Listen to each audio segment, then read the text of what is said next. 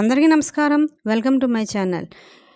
చాలా రోజుల క్రితం నుంచి నేను వీడియోస్ చేయలేకపోతున్నాను. దానికి ప్రధానమైన కారణం నాకున్న కొన్ని పర్సనల్ ప్రాబ్లమ్స్ వల్ల నేను వీడియోస్ చేయలేకపోయాను. ఇక నుంచి మహిళలకు కూడా ఉపయోగపడే వీడియోస్ చేయాలని నేను అనుకుంటున్నాను. దానికి ప్రధానమైన కారణం ఏంటంటే, భారతదేశం అపూర్వమైన సంపదను కలిగి ఉంది, అపూర్వమైన వనరులను కలిగి ఉంది, మేధాశక్తిని కూడా కలిగి ఉంది.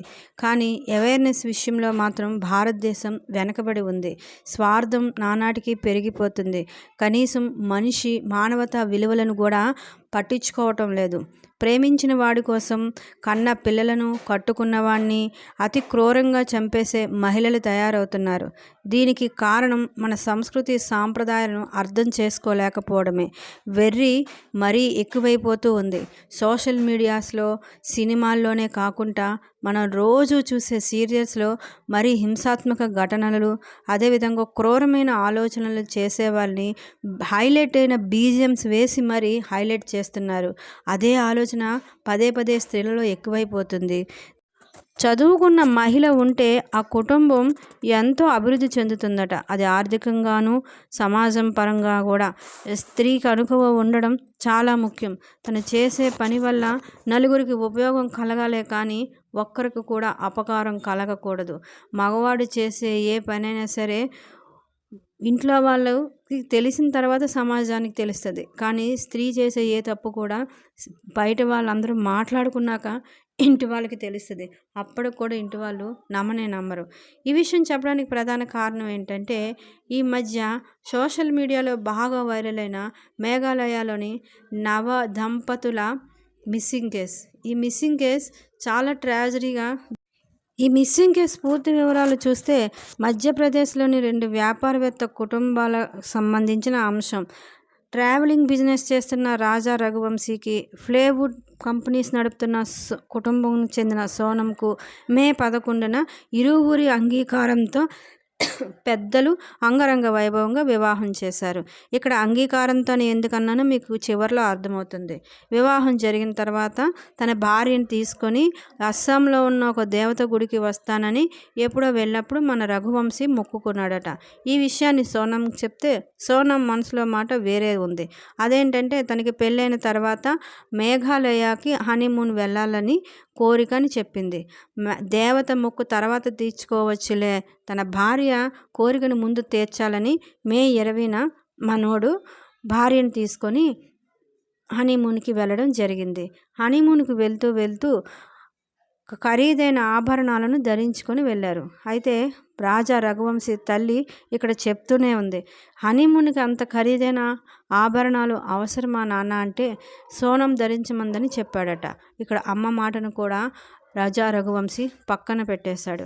ఇక భార్య కూర్చోమంటే కూర్చోవడం, లేవమంటే లేవడం, తను ఏం చేస్తుందో కూడా పూర్తిగా అబ్జర్వ్ చేయడం మానేశాడు. అంటే ఇక్కడ రాజా రఘువంశీ తన భార్యను అంత నమ్మాడు, అంత ప్రేమించాడు, తనని అంత బాగా చూసుకోవాలని ఫస్ట్ నుంచి పాపం కలలు కన్నాడు. అందుకే తను ఏం చెప్పినా తన మాటకే తను తలొగ్గి వెళ్ళిపోతూ వచ్చాడు. మే 20న మేఘాలయ షిల్లాంగ్లోని దిగడం జరిగింది. 21న ఒక హోటల్లో వీళ్ళు స్టే చేసి, తర్వాత అక్కడి నుంచి వీళ్ళ లైఫ్ జర్నీని ఆనందంగా ట్రెక్కింగ్ నిర్వహిస్తూ ప్రారంభించాలి అని అనుకున్నారు. దానికి అనుగుణంగా ఒక స్కూటర్ని వీళ్ళు రెంట్కి తీసుకోవటం జరిగింది. ఆ స్కూటర్తో వీళ్ళ జర్నీని ప్రారంభించారు. అలా మేఘాలయలోని అందమైన ప్రాంతాలు, కొండలు, లోయలు, గుట్టలు, బ్రిడ్జిల దగ్గర ఆగుతూ ఫోటోలను తీసుకుంటూ ముందుకి కొనసాగారు. చిరపుంజి దగ్గర కూడా వీళ్ళు చాలాసేపు గడపడం జరిగింది. ఇక ఆ రోజు సాయంత్రం అయ్యేటప్పటికి ఒక రూమ్ని అద్దెకి తీసుకొని అక్కడ గడిపి, తర్వాత రోజు మరలా వీళ్ళు ప్రయాణాన్ని కొనసాగించారు. అలా లివింగ్ రూట్ బ్రిడ్జ్ చూడడానికి వాళ్ళు వెళ్ళారు. అక్కడికి వెళ్ళి మౌలాఖియాత్ అనే గ్రామంలో వీళ్ళు తీసుకొని వచ్చిన స్కూటర్ని పార్క్ చేసి అక్కడ ఒక గైడ్ని, ఆల్బర్ట్ అనే గైడ్ని నియమించుకొని ఈ లివింగ్ రూట్ బ్రిడ్జ్ చూడడానికి వెళ్ళారు. వీళ్ళు కొత్తగా పెళ్ళైన వాళ్ళు కాబట్టి వీళ్ళకి ఏకాంతంగా అవన్నీ గడపాలనిపించి ఆ లివింగ్ రూమ్ బ్రిడ్జ్ చూపడానికి వచ్చిన ఆల్బర్ట్కి డబ్బులు ఇచ్చేసి వెనక్కి వెళ్ళిపోమన్నారు. కానీ తాను కూడా ఉంటానని, ఇది ప్రమాదకరమైన ప్రదేశం అని చెప్పినా సరే వాళ్ళు సోనం కోరిక మేరకు రాజా రఘువంశీ ఆల్బర్ట్ని పంపించేశాడు. ఇక తర్వాత ఇంటికి కూడా వీళ్ళు ఫోన్ చేయలేదు. ముందు రోజు చిరపుంజిని చూసామని, ఒక హోటల్లో స్టే చేశామని, తర్వాత రోజు మరలా ప్రయాణం స్టార్ట్ చేస్తామని చెప్పిన వీళ్ళు 2 రోజులు అయిపోయినా ఇంట్లో వాళ్ళకి ఫోన్ చేయలేదు. అయితే ఇక్కడ వీళ్ళు వెళ్ళింది కొండల ప్రాంతం కాబట్టి బహుశా వీళ్ళు ఉన్న చోట సిగ్నల్ లేదేమో అనుకొని ఇంట్లో వాళ్ళు కూడా వాళ్ళ ఫోన్ కోసం ఎదురు చూస్తూ ఉన్నారు. 2 రోజులు గడిచిపోయింది, ఫోను రాలేదు. ఇక రాజా రఘువంశీ సోదరుడు, సోనం సోదరుడు ఇద్దరూ కూడా మేఘాలయ వచ్చి మేఘాలయలోని పోలీస్ స్టేషన్కి జరిగిందంతా చెప్పి వాళ్ళ ఆచూకీ కనిపెట్టమని ఒక కంప్లైంట్ని ఫైల్ చేశారు. పోలీసులు వెంటనే స్పందించి దర్యాప్తు ముమ్మరం చేశారు. గాలింపు చర్యలు మొదలుపెట్టారు. ఎక్కడా కూడా వీళ్ళ ఆచూకీ దొరకలేదు. మరొక 2 రోజులు అయిపోయిన తర్వాత రాజా రఘువంశీ తండ్రి తనకున్న రాజకీయ పలుకుబడితో మధ్యప్రదేశ్ సీఎంతో మేఘాలయ సీఎంకి ఫోన్ చేసి విషయం చెప్పి గాలింపు చర్యలు ముమ్మరం చేయమని, ఆచూకీని తొందరగా కనిపెట్టమని కోరారు. ఇక మేఘాలయ సీఎం వెంటనే స్పందించి 4 డిఎస్పీలతో, కొంతమంది పోలీసులతో స్పెషల్ ఇన్వెస్టిగేషన్ టీం సిట్ని ఏర్పాటు చేసి గాలింపు చర్యలు ముమ్మరం చేశారు. వీళ్ళకి ఎక్కడా కూడా ఎలాంటి ఆచూకీ కనిపించలేదు. 11 రోజులు గడిచిపోయింది. 11 రోజులు గడిచిపోయిన తరువాత పోలీసులకి ఒక స్కూటర్ కనిపించింది. ఈ స్కూటరు ఎవరిది అని సీసీ కెమెరాల ద్వారా చెక్ చేస్తే రాజా రఘువంశీ సోనంలు ప్రయాణించిన స్కూటర్ అని తెలిసింది. ఈ మౌలాఖియాత్ విలేజ్ చుట్టూ కూడా గాలింపు చర్యలు చేశారు, కానీ ఎక్కడా కనిపించలేదు. అయితే వీళ్ళేమైనా అఘాయిత్యం చేసుకున్నారేమో అని అనుమానం వచ్చి డ్రోన్లతో సెర్చింగ్ ఆపరేషన్ మొదలుపెట్టారు. ఒక లోయలో చాలా దూర ప్రాంతంలో ఒక డెడ్ బాడీని ఒక డ్రోన్ గుర్తించింది. పోలీసులు వెంటనే ఆ ప్రాంతానికి అతి కష్టం మీద చేరుకొని ఆ డెడ్ బాడీని ఐడెంటిఫికేషన్ చేయగా అది రాజా రఘువంశీ డెడ్ బాడీ అని నిర్ధారించారు. పోలీసులకి ఇది ఏమైనా దోపిడీ చేసిన దొంగల ముఠా పనేమో అని అనుమానం వచ్చింది. అయితే రాజా రఘువంశీ ఒంటి మీద ఉన్న నగలు ఏవీ కూడా మిస్ అవ్వలేదు. ఉంగరం, వాచ్, బ్రేస్లెట్, చైన్ అన్నీ కూడా ఉన్నాయి. అవన్నీ కూడా సుమారు 10 లక్షలు విలువ చేసే ఆభరణాలు. అయినా ఈ చంపిన వాళ్ళు ఎవరూ కూడా ఈ ఆభరణాలను ముట్టుకోలేదు. కొంత దూరంలో ఒక కత్తి, తరువాత సోనం ఒక వైట్ కోటు కూడా కనిపించింది. రాజా రఘువంశీ ఒంటి మీద తీవ్రమైన గాయాలున్నాయి. తలపైన ముందు వెనక గాయాలు, కత్తిపోట్లు. చాలా దుర్భరమైన పరిస్థితుల్లో ఆ డెడ్ బాడీ ఉంది. ఇక్కడి నుంచి సోనం సోదరుడు ఒక డిమాండ్ చేశాడు. రాజా రఘువంశీని చంపేసి సోనంని హ్యూమన్ ట్రాఫికింగ్ అంటే మేఘాలయ నుంచి బంగ్లాదేశ్కి ఎక్కువగా మనుషులు రవాణా చేస్తూ ఉంటారు. అక్రమంగా ఎవరైనా తెలియని వాళ్ళు మేఘాలయకు వస్తే కిడ్నాప్ చేసి అమ్మేస్తూ ఉంటారు అనే ఒక వార్త ఉంది. నా చెల్లిని కూడా అలాగే చేసి ఉంటారు. మీరు ఇన్వెస్టిగేషన్ సిబిఐకి అప్పగించండి అని డిమాండ్ చేశాడు. మేఘాలయ పోలీసులు ఇవన్నీ ఆరోపణలని, అలా జరిగే అవకాశమే లేదని గట్టిగా వాదించారు. పోలీసులు గట్టిగా వాదించారు, కానీ మనసులో ఏదో అనుమానం కలిగింది. సోనం ఏమైపోయింది? రాజా రఘువంశీని చంపిన వాళ్ళు ఎందుకు నగలను కూడా కనీసం తీసుకువెళ్ళలేదు? ఇది ఎవరి పని అని వాళ్ళకేమీ అర్థం కాలేదు. అప్పుడు వెంటనే వీళ్ళు మరొక కోణంలో దర్యాప్తును ప్రారంభించారు. అలా దర్యాప్తును ప్రారంభిస్తున్న ఎవరైతే వీళ్ళకి గైడ్గా వెళ్ళాడో ఆల్బర్ట్ వచ్చి ఒక విషయం చెప్పాడు. అక్కడితో ఈ కేసు సాల్వింగ్కి పోలీసుల మార్గం సుగమనం అయిపోయింది. ఆల్బర్ట్ చెప్పిన విషయం ఏంటంటే, వీళ్ళిద్దరిని తను గైడ్ చేస్తూ తీసుకువెళ్తున్నప్పుడు వీళ్ళిద్దరితో పాటు మరో 9 చాలా దూరంగా వీళ్ళని అబ్జర్వ్ చేస్తూ వచ్చారని, వాళ్ళు హిందీలో మాట్లాడుతున్నారని, వాళ్ళు మేఘాలయకి సంబంధించిన వాళ్ళు కాదని ఆల్బర్ట్ చాలా గట్టిగా చెప్పాడు. ఇక దీంతో పోలీసులు తన ఆలోచనలకు పదును పెట్టారు. వెంటనే రాజా రఘువంశీ ఫోన్ కాల్స్ని, సోనం ఫోన్ కాల్స్ని, వాళ్ళ యొక్క బ్యాంక్ అకౌంట్స్ని పూర్తి డీటెయిల్స్ చెక్ చేయడం మొదలుపెట్టారు.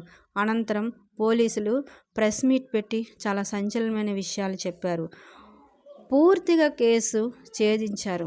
అయితే వీళ్ళు చెప్పిన విషయాలు ఏంటంటే రాజా రఘువంశీని చంపింది సోనమేనని, దానికి నలుగురు సహకరించారని చెప్పడం జరిగింది.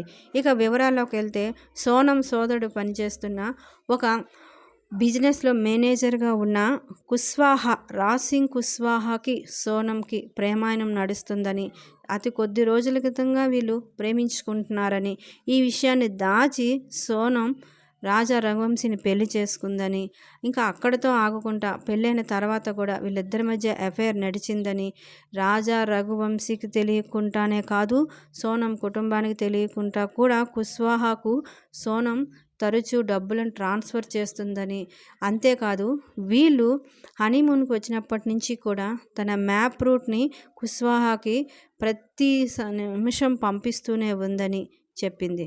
ఇక దీని తర్వాత పోలీసులు సీసీ కెమెరాలో గుర్తించిన నలుగురిలో ముగ్గురు అరెస్టు చేయగా ఒక వ్యక్తి పారిపోయాడని, ఆ వ్యక్తే కుష్వాహా అని, కుష్వాహాను పట్టుకోవడానికి ఇండోర్ పోలీసులు వెళ్ళారని మేఘాలయ పోలీసులు వెల్లడించారు. ఈ విషయం ఎప్పుడైతే వెల్లడించారో సోనం సోదరుడికి ఒక ఫోన్ వచ్చింది. ఆ ఫోన్ కాల్ ఎవరంటే వారణాసి దగ్గర నుంచి ఒక డాబాలో ఒంటరిగా ఉన్నానని తనను వచ్చి తీసుకువెళ్ళమని సోనం చేసిన ఫోను. వెంటనే సోనం సోదరుడి విషయం పోలీసులకి చెప్పారు. అయితే ఈ దారి మధ్యలో సోనంని ఎవరు ఎందుకు గుర్తించలేదు అంటే సోనం రాజా రఘువంశీలు మిస్ అయిన తర్వాత పబ్లిష్ చేసిన ఫోటోలన్నీ కూడా పెళ్లి ఫోటోలు. ఈ ఫోటోలో సోనం మంచి మేకప్లో ఉంది, కానీ బయట అందవిహారంగా ఉంది. పోనీ రాజా రఘువంశీ కన్నా కూడా అతనేమో అందగత్తె కాదు. అయితే అందువల్లనే గుర్తించి ఉండకపోవచ్చని చెప్పారు. వెంటనే సోనంని పోలీసులు విచారించారు. తనని ఎవరో కిడ్నాప్ చేసుకొచ్చారని, ఇక్కడి నుంచి నేను తప్పించుకొని ఇప్పుడే వచ్చానని, ఇలా డాబాకు వచ్చిన నేను తన సోదరుడికి ఫోన్ చేశానని చెప్పింది. అయితే పోలీసులు అప్పటికే ఈ కేసులో పూర్తి వివరాలను దర్యాప్తు చేశారు. సోనం ప్లాన్ ప్రకారమే కుష్వాహాను పెళ్లి చేసుకోవటానికే కుష్వాహా సహకారంతోనే 25 లక్షలు ఇచ్చి మరో ముగ్గురిని నియమించి రాజా రఘువంశీని అన్యాయంగా నిర్దాక్షిణ్యంగా చంపించేసింది. రాజా రఘువంశీ తల్లి బాధను ఎవ్వరూ తీర్చలేకపోతున్నారు. ఆమె ఏడ్చే విధానం, ఆమె ఆ కొడుకు కోసం పడే బాధ నిజంగా చాలా బాధాకరం. ఇక్కడ ఒక మహిళని తప్పు పడుతున్నారని అంటున్నారే కానీ మరో అమ్మ కోత గుండె కోత ఎంత దుర్భరమైన పరిస్థితి, ఎలాంటి సంబంధము లేదు. పెళ్ళి ఇష్టం లేదు అన్నా సరిపోయేది. కానీ సోనం కేవలం అహంకారంతో డబ్బుతో ఏదైనా చెయ్యొచ్చు అని అతి దుర్మార్గమైన ప్లాన్లు వేసి 21 సంవత్సరాల కుష్వాహా, 24 సంవత్సరాల సోనంలు, వాళ్ళ వయసులు కూడా మిగతా ముగ్గురివి కూడా పెద్ద వయసులు కాదు, కానీ ఇంత క్రూరంగా ఆలోచించారంటే మన సమాజం ఎటుపోతుందో ఒక్కసారి ఆలోచించుకోండి. ఇదంతా ఒక ఎత్తు అయితే సోనం తండ్రి తన కూతురు అమాయకురాలని, తన కూతుర్ని మేఘాలయ పోలీసులు కావాలని ఇరికించారని, సిట్లో దర్యాప్తు చేసిన 4 డిఎస్పీలు పోలీసులను కూడా తను జైల్లో పెట్టిస్తానని దొంగ బెదిరింపులన్నీ చేస్తున్నాడు. నిజంగా మేఘాలయ సీఎం అయితే ఆ సిట్ అధికారులను అభినందించాడు. ఎలాంటి క్లూ లేని ఈ కేసును తొందరగా ఛేదించినందుకు అభినందనలు కూడా తెలిపారు.